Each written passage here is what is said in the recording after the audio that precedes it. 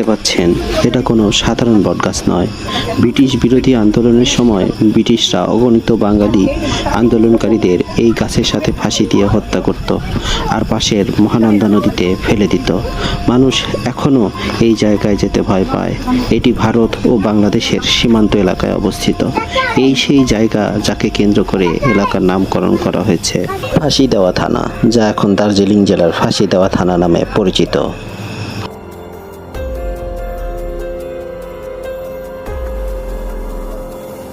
দেখতে পাচ্ছেন, এটা কোনো সাধারণ বটগাছ নয়।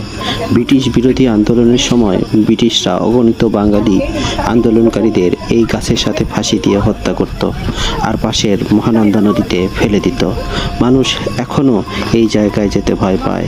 এটি ভারত ও বাংলাদেশের সীমান্ত এলাকায় অবস্থিত। এই সেই জায়গা যাকে কেন্দ্র করে এলাকার নামকরণ করা হয়েছে ফাঁসি দেওয়া থানা।